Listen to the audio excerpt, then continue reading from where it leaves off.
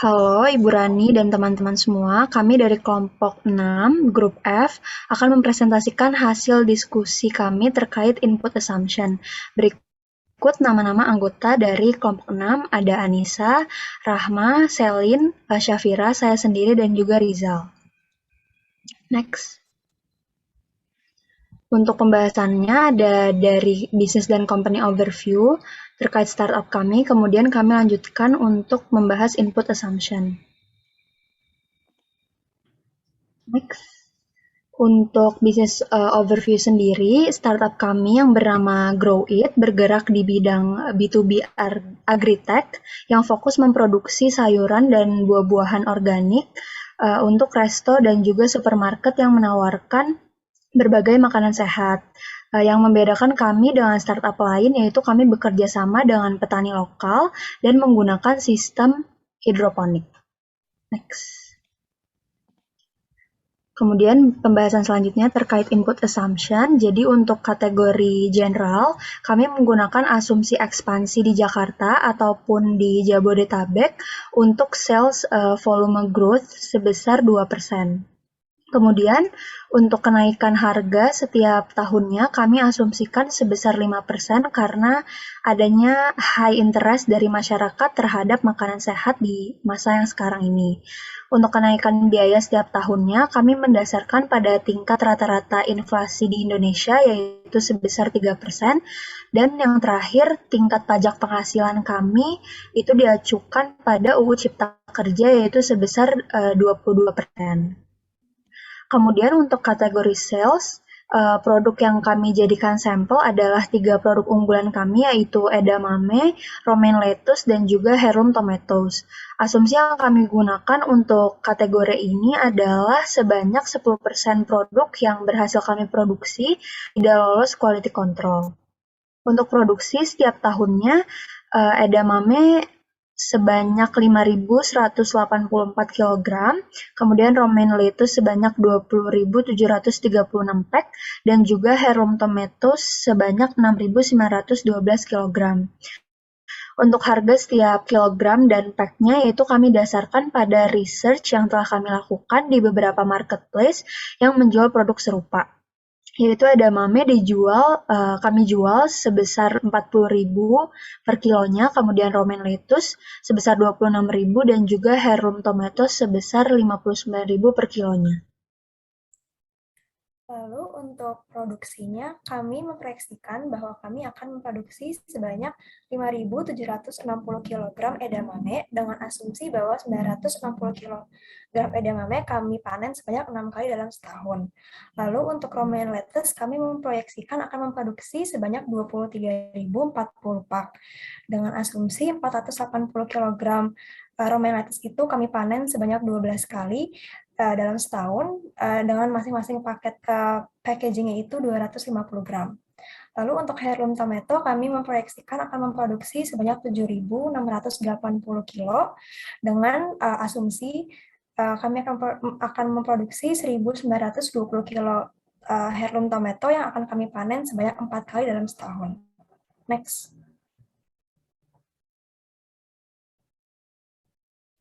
Lalu untuk direct material budgetnya terdiri dari 2 jenis, yaitu ada benih dan ada pupuk. Yang pertama untuk benih, kami memproyeksikan akan menggunakan sebanyak 1.920 benih edamame, 23.040 benih romaine lettuce, dan 1.920 benih heirloom tomato. Hal ini kami dapatkan dari asumsi bahwa kami akan memiliki kapasitas produksi sebanyak 30 rak untuk masing-masing jenis tanaman dengan kapasitas 64 tempat tanaman. Lalu untuk pupuknya kami masing-masing menggunakan 360 pupuk untuk setahun untuk setiap tanamannya. Lalu untuk standar direct material cost per unitnya kami mengkalikan harga benih dengan jumlah benih yang akan kami gunakan, lalu kami bagi dengan jumlah produksi kami. Lalu untuk pupuk, kami juga melakukan hal sama, yaitu kami mengkalikan harga pupuk hidroponik, lalu kami Lalu kami kalikan dengan jumlah yang karena kami gunakan lalu kami bagi dengan jumlah tanaman yang kami produksi. Lalu total direct material cost kami itu untuk edamame adalah Rp1.911, untuk romaine lettuce Rp489, dan untuk heirloom tomatoes adalah Rp1.486. Next.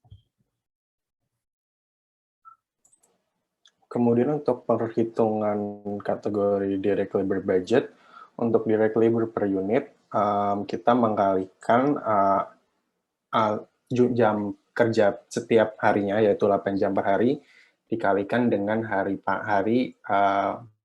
mulai dari tanaman ditanam hingga panen. Untuk edamame, tanaman tersebut tumbuh dari awal ditanam hingga panen selama 60 hari. Kemudian untuk romaine lettuce 30 hari, dan untuk heirloom tomatoes 80 hari. Jika dikalikan dengan 8 jam, angka tersebut akan menghasilkan direct labor hour per unit, yaitu 480, 240, dan 640 secara berurutan. Kemudian bagi direct labor cost per hour, kita mengalokasikan gaji sebesar Rp3.800.000 per petani per tanaman. Dan untuk per tanaman itu ada 3 petani di setiap tanamannya. Sehingga perhitungannya adalah 3.800.000 dikalikan 3 dibagi 20 hari kerja, di mana setiap petani bekerja selama 5 hari per minggu sesuai dengan shift yang akan ditentukan. Kemudian untuk direct labor cost, perhitungannya adalah mengalihkan direct labor hour dengan direct labor cost per hour dan dibagi dengan total unit.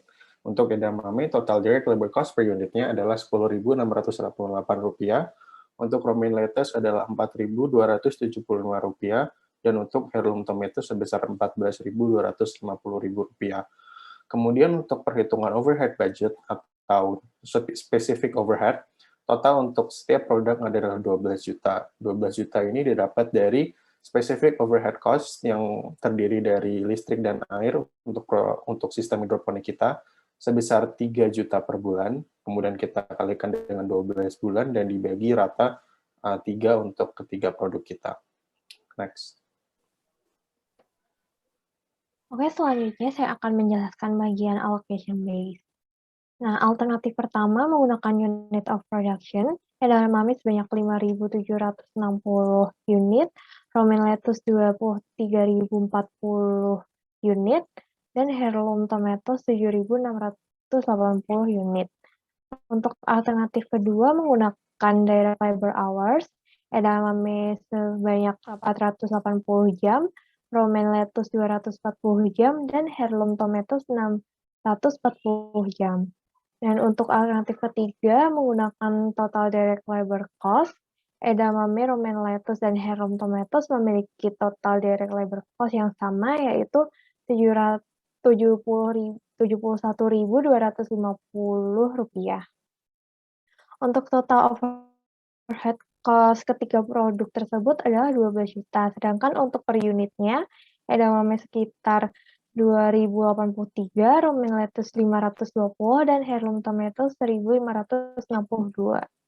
Total COGS per unitnya sendiri untuk edamame sekitar 14.681, romaine lettuce 5.284, dan heirloom tomatoes 17.298. Next. Nah, untuk operating expense-nya sendiri, kami mengalokasikan untuk marketing division, general and administration division, dan office supplies.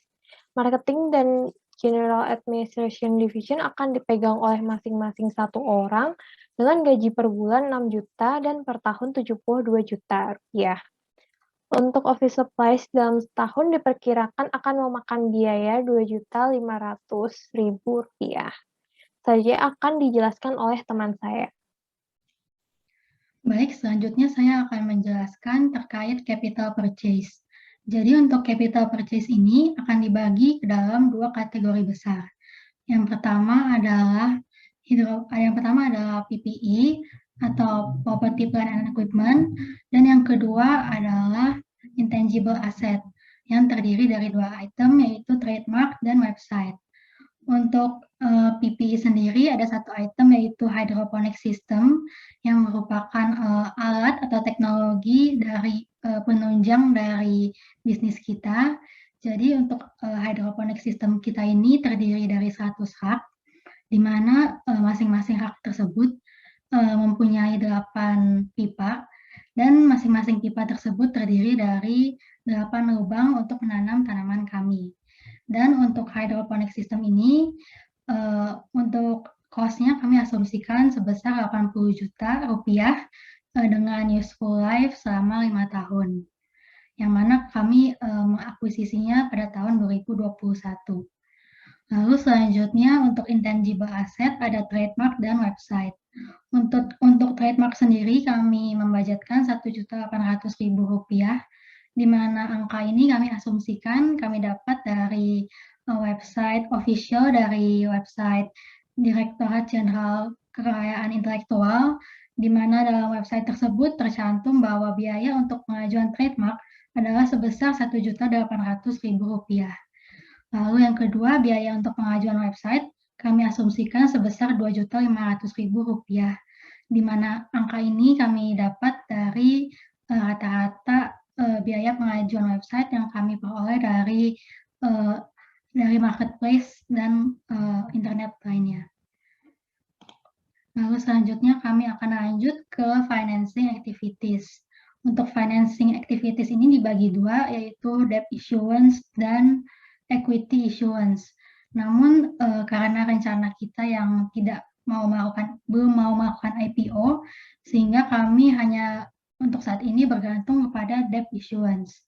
Dan untuk debt issuance-nya ini kami bagi menjadi 3 periode, di mana ada tahun 2021, 2026, dan 2031.